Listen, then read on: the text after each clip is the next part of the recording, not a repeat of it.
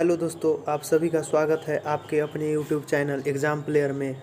तो दोस्तों, आज हम देखेंगे साइंस के पार्ट 2 जो कि बिहार पुलिस फायरमैन और एसएससी जीडी के लिए उपयोगी साबित होगा। तो चलिए क्वेश्चन की सीरीज स्टार्ट करते हैं। तो दोस्तों, फर्स्ट क्वेश्चन है, जल के आयतन में परिवर्तन होगा यदि 9 डिग्री सेल्सियस से गिराकर 3 डिग्री सेल्सियस कर दिया जाए। जल के आयतन में क्या परिवर्तन होगा यदि तापमान 9 डिग्री सेल्सियस से गिराकर 3 डिग्री सेल्सियस कर दिया जाए। तो दोस्तों, इसका जो होगा इसका होगा सी सही होगा, क्योंकि पहले आयतन घटेगा और फिर बाद में बढ़ेगा। तो जब जल को आप 9 डिग्री सेल्सियस से तापमान 9 डिग्री सेल्सियस से गिराकर 3 डिग्री सेल्सियस कर देते हैं तो उसका पहले आयतन घटेगा और फिर बाद में बढ़ेगा। तो सही आंसर इसका हो जाएगा ऑप्शन सी, जो कि सी ऑप्शन सही है। आयतन पहले घटेगा और बाद में बढ़ेगा। चलिए फिर है, एक बीकर में पानी पर बर्फ़ तैर रही है। जब बर्फ़ पूर्णतः पिघल जाएगी तो बीकर में पानी का तल होगा। तो दोस्तों, बीकर में पानी का तल उतना ही रहेगा, क्योंकि जब हम पहले बीकर में बर्फ़ रखते हैं तो वह अपना आयतन पहले ही कवर कर लेती है, जिसके कारण बर्फ़ पिघलता है तो आयतन पर कोई प्रभाव नहीं पड़ता है। तो बर्फ़ को पिघलने पर पानी के तल में कोई परिवर्तन नहीं होगा दोस्तों, सेम ही रहेगा। नेक्स्ट क्वेश्चन है, जब किसी बोतल में पानी भरा जाता है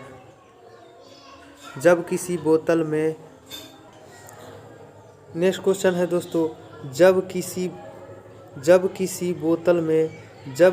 बोतल में पानी भरा जाता है और उसे जमने दिया जाता है तो बोतल टूट जाता है, क्योंकि दोस्तों जब पानी बर्फ़ में बदलती है तो दोस्तों पानी जो है जमने पर वो फैलती है दोस्तों, उसका आयतन बढ़ जाता है, जिसके कारण पानी फैलता है और बोतल टूट जाता है। पानी बर्फ़ में बदलने पर दोस्तों पानी का आयतन बढ़ जाता है, जिसके कारण बोतल टूट जाता है दोस्तों। नेक्स्ट क्वेश्चन है, सड़क पर चलने की अपेक्षा बर्फ़ पर चलना कठिन होता है, क्योंकि दोस्तों बर्फ़ में सड़क की अपेक्षा घर्षण कम होता है। बर्फ़ का सतह चिकना होता है, जिसके कारण दोस्तों बर्फ़ में सड़क की अपेक्षा घर्षण कम होता है और आदमी फिसल जाता है। तो इसका सही ऑप्शन डी हो जाएगा दोस्तों।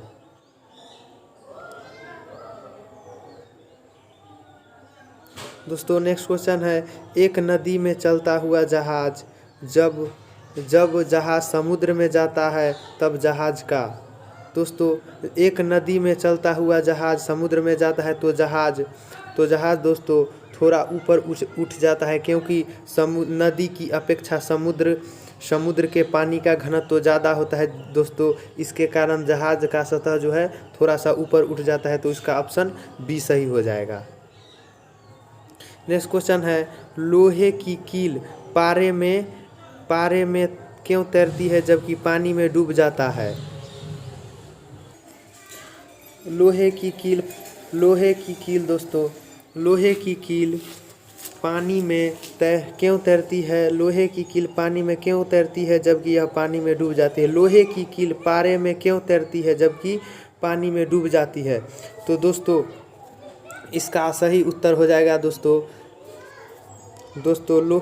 लोहे का घनत्व पानी से अधिक तथा पारे से कम होता है दोस्तों। लोहे का जो घनत्व है पानी से तो अधिक होता है तथा पारे से कम हो जाता है, इसका कारण है कि दोस्तों लोहे का जो घनत्व होता है पानी से अधिक होता है तथा पारे से कम होता है, जिसके कारण लोहा पानी में डूब जाती है लेकिन पारे पर तैरती है। नेक्स्ट क्वेश्चन है, पानी का घनत्व अधिक कब होता है दोस्तों।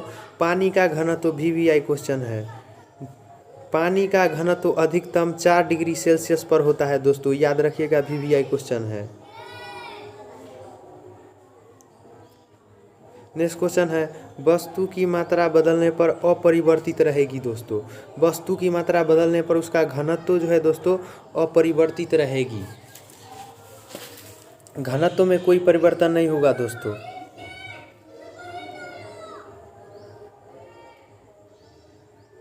नेक्स्ट क्वेश्चन है समुद्र में प्लावन करते आइसबर्ग का कितना भाग समुद्र की सतह से ऊपर रहता है दोस्तों। जब कोई समुद्र में तैरता है समुद्र में तैरता है तो आइसबर्ग का दोस्तों, आइसबर्ग जो होता है समुद्र में तैरता है तो उसका कितना भाग ऊपर होता है। तो दोस्तों 10 में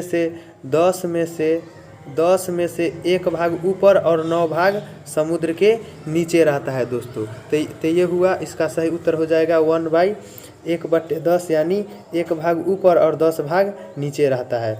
1 भाग ऊपर और 9 भाग नीचे रहता है, तो वही 1/10 का मतलब हुआ 10 में से 1 भाग ऊपर और 9 भाग नीचे।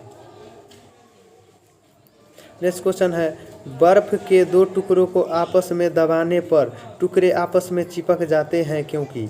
बर्फ के 2 टुकड़ों को आपस में दबाने पर टुकड़े आपस में चिपक जाते हैं क्योंकि दोस्तों, क्योंकि दाब अधिक होने पर बर्फ का गलनांक घट जाता है। तो इसका सही उत्तर हो जाएगा ए, दाब अधिक होने पर बर्फ का गलनांक जो होता है दोस्तों घट जाता है। दाब अधिक होने पर बर्फ का गलनांक घट जाता है जिसके कारण दोनों टुकड़ा आपस में चिपक जाते हैं।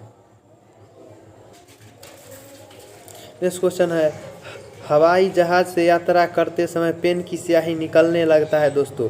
तो दोस्तों अधिक ऊंचाई पर जाने पर वायुमंडलीय दाब में कमी हो जाती है जिसके कारण उसकी पेन की स्याही जो होता है दोस्तों निकल जाते हैं ऊपर की ओर, और वायुमंडलीय दाब कम हो जाता है जिसके कारण पेन की स्याही जो है निकलने लगती है ऊंचाई पर जाने पर। नेक्स्ट क्वेश्चन है दोस्तों ऊंचाई की जगहों पर पानी 100 डिग्री सेल्सियस के नीचे तापक्रम पर क्यों उबलता है। ऊंचाई की जगहों पर पानी 100 डिग्री सेल्सियस के नीचे तापक्रम पर क्यों उबलता है। तो इसका सही उत्तर हो जाएगा दोस्तों क्योंकि वायुमंडलीय दाब कम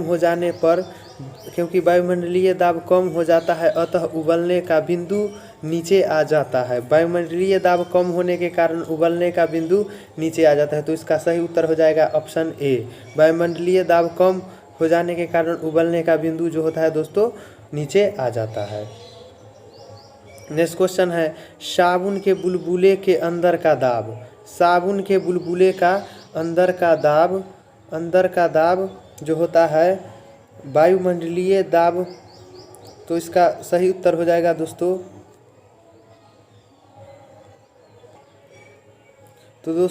इसका सही उत्तर हो जाएगा ऑप्शन बी हो जाएगा वायुमंडलीय दाब कम होता है, इसी के कारण साबुन को बुलबुले होते हैं। वायुमंडलीय दाब कम होने के कारण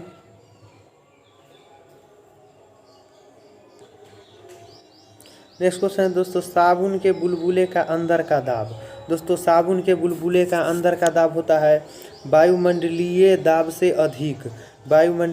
से अधिक होता है, इसके कारण साबुन के बुलबुले नहीं फटते हैं दोस्तों। तो साबुन के बुलबुले का अंदर का दाब वायुमंडलीय दाब से अधिक होता है। तो ये है, तो इसका सही उत्तर हो जाएगा दोस्तों वायुमंडलीय दाब से अधिक होता है साबुन के बुलबुले का अंदर का दाब।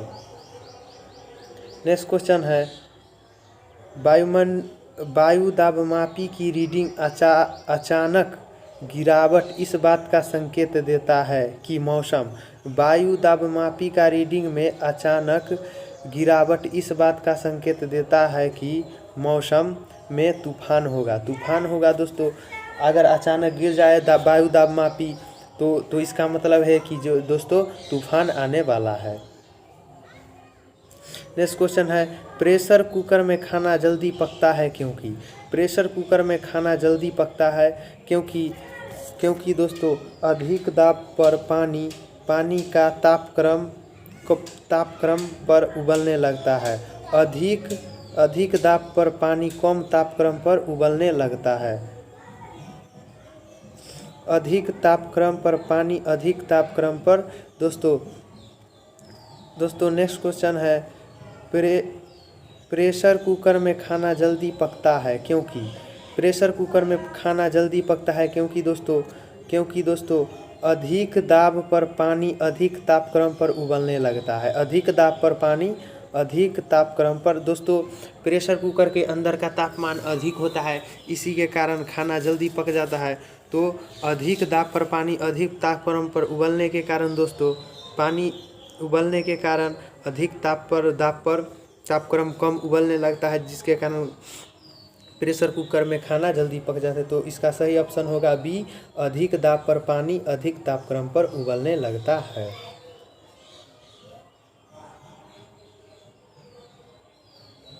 नेक्स्ट क्वेश्चन है, हाइड्रोजन से भरा रबर का गुब्बारा वायु में ऊपर जाकर फट जाता है क्योंकि? दोस्तों हाइड्रोजन से भरा रबर का गुब्बारा वायु में ऊपर जाकर फट जाता है क्योंकि दोस्तों हाइड्रोजन का जो दाब है बढ़ जाता है। हाइड्रोजन का दोस्तों वायु दाब जो है वायु दाब घट जाता है। दोस्तों ऑप्शन डी हो जाएगा। वायु दाब घट जाने के कारण जब गुब्बारा के बाहरी वायु दाब घट जाता है और अंदर का वायु दाब बढ़ जाता है, जिसके कारण दोस्तों ऊपर जाने पर गुब्बारा फट जाते हैं। तो अंदर का दाब बढ़ेगा और ऊपर का दाब कमेगा तो दोस्तों गुब्बारा फट जाता है इसी के कारण। तो इसका सही उत्तर हो जाएगा डी, वायु दाब घट जाने के कारण हाइड्रोजन से भरा गुब्बारा वायु में ऊपर जाकर फट जाता है। नेक्स्ट है, सूर्य में निरंतर ऊर्जा का सृजन किस कारण होता है? दोस्तों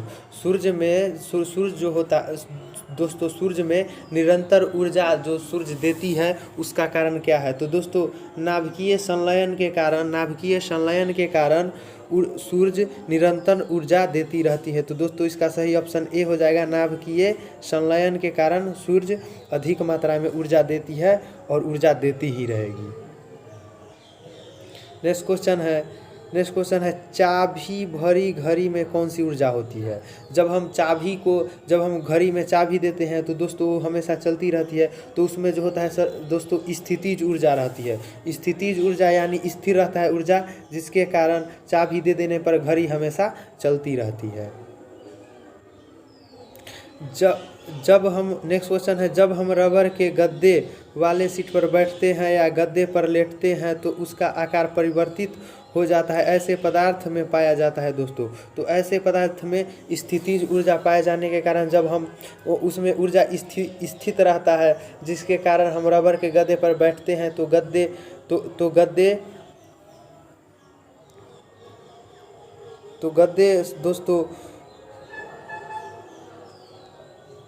दोस्तों इसका सही उत्तर हो जाएगा स्थितिज ऊर्जा होने के कारण उसका आकार पहले घट जाता है फिर सेम ही रहता है, तो उसका आकार अपरिवर्तित रहता है। उसमें स्थितिज ऊर्जा संचित रहती है, जिसके कारण बैठते हैं या लेटते हैं तो उसका आकार में अपरिवर्तित होता है स्थितिज ऊर्जा के कारण। नेक्स्ट क्वेश्चन है, निम्नलिखित में से किस में गतिज ऊर्जा नहीं है? निम्नलिखित में से किस में गतिज ऊर्जा नहीं है? तो दोस्तों चलती हुई गोली में दोस्तों गतिज ऊर्जा है, बहता हुआ पानी में गतिज ऊर्जा है, चलता हुआ हथौड़ा में, लेकिन खींचा हुआ धनुष में दोस्तों स्थितिज ऊर्जा होता है। धनुष को खींचने पर फिर दोस्तों छोड़ देने पर सेम अपने ही स्थिति में आ जाता है। तो दोस्तों इसका सही उत्तर हो जाएगा ऑप्शन डी, खींचा हुआ धनुष में उसका जो होता है गतिज ऊर्जा नहीं होता है। नेक्स्ट क्वेश्चन है, जब एक चाल से चलती वस्तु की गति दुगनी कर दी जाए, जब एक चाल से चलती हुई वस्तु का गति दुगनी कर दी जाए तो उसकी गतिज ऊर्जा दोस्तों 4 गुनी हो जाती है। दोस्तों उसकी गतिज ऊर्जा चाल दुगनी करने पर दोस्तों गतिज ऊर्जा जो होती है 4 गुनी हो जाती है। नेक्स्ट क्वेश्चन है दोस्तों, निम्नलिखित में से कौन सा नियम कथन का वैध ठहरता है यानी सही है कि द्रव का न तो सृजन किया जा सकता है और ना ही विनाश? तो दोस्तों ये जो है ऊर्जा संरक्षण के सिद्धांत पर जो है ऊर्जा संरक्षण के नियम के अनुसार न किसी द्रव ऊर्जा का न ही निर्माण किया जाता है और न ही विनाश किया जा सकता है, बल्कि उसे अन्य रूप में अन्य रूप में परिवर्तित किया जाता है। तो दोस्तों ऊर्जा संरक्षण के सिद्धांत पर न तो ऊर्जा का निर्माण किया जाता है और न ही विनाश किया जाता है, बल्कि उसे अन्य रूपों में परिवर्तित किया जाता है। तो इसका सही उत्तर हो जाएगा ए कि द्रव का न तो सृजन किया जा सकता है और न ही विनाश, ऊर्जा संरक्षण के नियम। तो दोस्तों फिर मिलते हैं अगले वीडियो में। दोस्तों अगर वीडियो पसंद आया तो चैनल को सब्सक्राइब कीजिएगा, वीडियो को लाइक कीजिएगा और शेयर कीजिएगा और अपने दोस्तों के साथ शेयर कीजिएगा। तो चलिए दोस्तों मिलते हैं नेक्स्ट वीडियो में, तब तक के लिए